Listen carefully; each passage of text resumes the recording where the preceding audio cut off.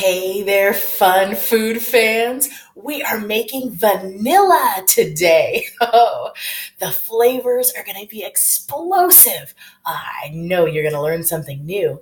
And we're going to talk about where it comes from and all the amazing different ways that you can use your own magical extracts right in your kitchen classroom. Are you ready to join me? For those of you who don't know me, my name is Karen Ricks, and I am the head chef here at our kitchen classroom. And I am coming to you today from our kitchen classroom right here in Tirana, Albania, to demonstrate one of the most powerful homemade concoctions that we just love using here in our kitchen classroom. A dash of here, a splash there. We use it in so many different things. And I know that once you see just how simple it is to make, you're going to want to have your own special mixture steeping away in your pantry too. Are you ready to see how it's done? Come on down to the counter and let me show you what we've got here. The ingredients are super simple. Okay. This is my bottle of vanilla extract. We're going to come back and take a closer look at this later. But all we're going to take to make this special extract is two very simple ingredients. I've got a vanilla bean right here, and we've got a little bit of alcohol. Now, for those of you who just did a double take for a minute, they were going, hey, wait a second, I thought you didn't drink alcohol. You are absolutely right. I am a teetotaler, which means I don't imbibe. However, alcohol has such powerful ingredients and the ability to extract or pull out flavors from other ingredients that it is something that I will occasionally use here in the kitchen. And I'm going to show you how as we're making our own vanilla extract, okay? So, vanilla comes from this beautiful black pod. Can you see this? This is a vanilla bean. And when you get your vanilla beans, you're going to be looking for something that is soft and pliable. You want something that is dark in color, and it should be, incredibly fragrant, okay? Vanilla beans are really strong and powerful, but we're going to use this alcohol that we've got over here to pull out the flavor from this bean so that it's in a form that we can better use in our cooking and baking and beverages and all the different things that we enjoy using it in the kitchen. Okay, now it's really, really simple to extract the most flavorful component of this bean. And I'm going to do that using this small little paring knife. Now I've specifically chosen this teeny little white ceramic paring knife so that you can see all the beautiful dark seeds that are going to come out of this tiny little pod.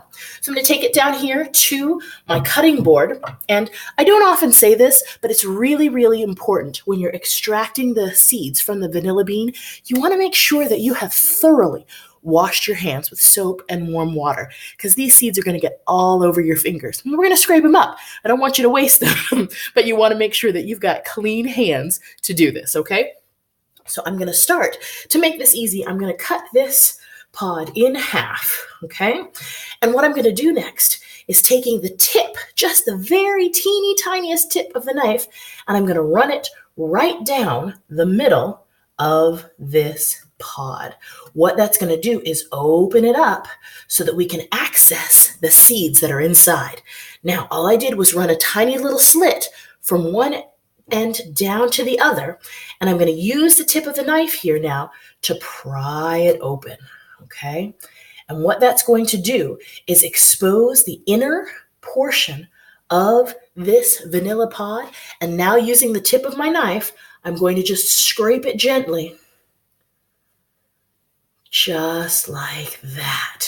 And look at that. Can you see the black that's covering the tip of the knife here? There. Oh, even my finger. Take a look. These are the seeds that we've just scraped out of the vanilla pod. Oh, wow, it's even more fragrant than the actual pod was itself before we cut it open. Now, in order to make sure that we don't waste any of these teeny tiny black seeds, I've got a new bottle and a little funnel here, and I'm actually going to scrape the seeds directly into the funnel. Again, the main reason is they have a tendency to catch and stick on things, and we don't want to waste any. So it's going to go directly down into the liquid, but any that might have caught around the sides are going to be washed down as we fill our bottle with the alcohol here that we're going to use to extract the flavor from the vanilla, okay? So we've done that with 1/2 of the vanilla pod, and I'm going to do the same thing one more time. A small slit right through the middle. Open up the pod using the tip of the knife and the fingers. Here we go. And then we're just going to scrape out the insides. Look at that. Oh, so many beautiful black vanilla seeds. Scrape that into our funnel here to go into our mixture, and we are done. Now, when you are sourcing your vanilla beans, you'll note that a lot of them probably come from places like Indonesia, Madagascar. Vanilla, though, originally comes from Mesoamerica, in the area like where Mexico is today, which is no wonder we get chocolate from Mexico too, right?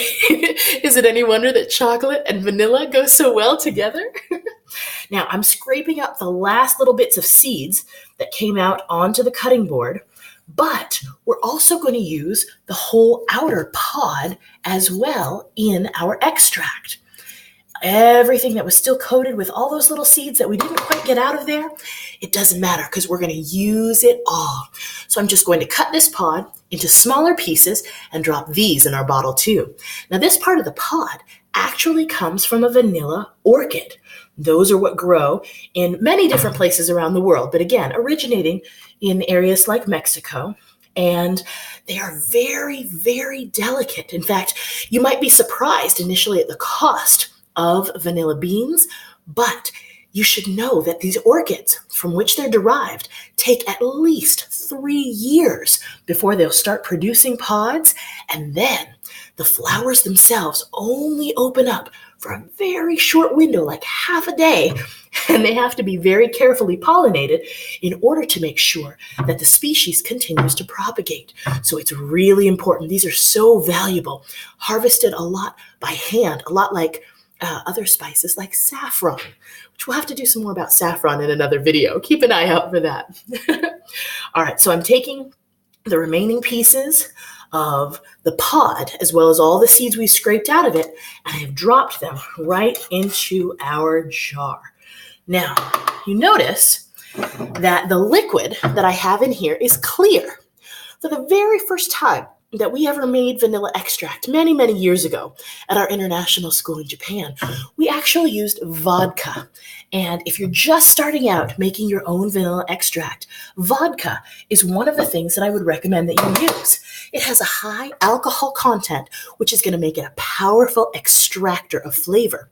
But vodka doesn't have a flavor of its own, so you'll really get the truest and cleanest essence of whichever vanilla you decide to use.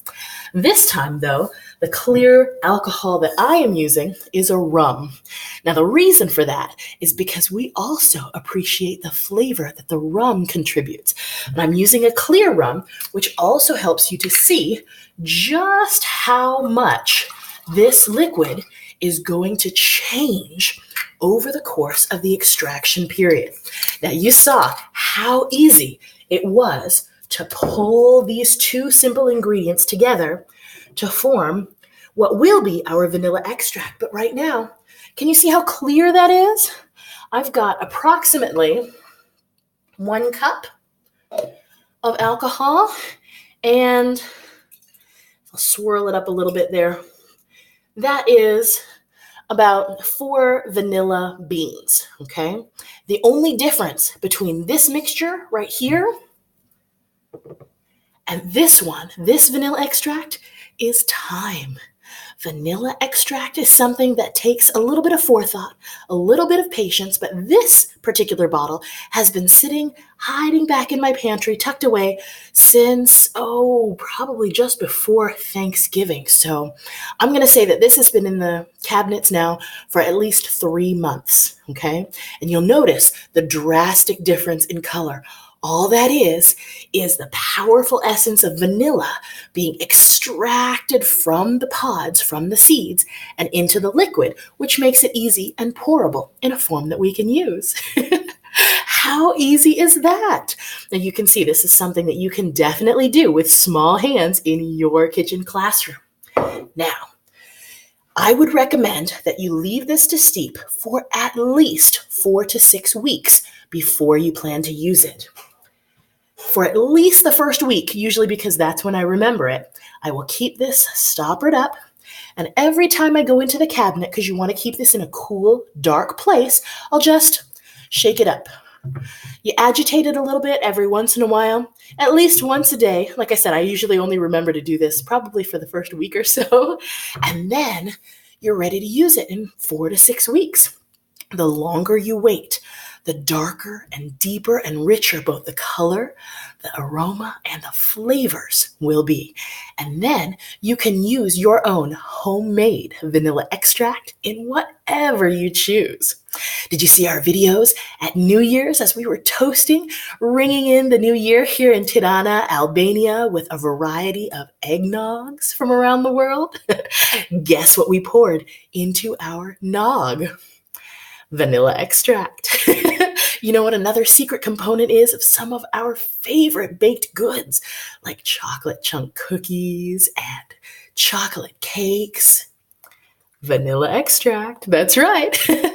Go ahead and leave me a comment below. What is your favorite recipe to use vanilla extract in?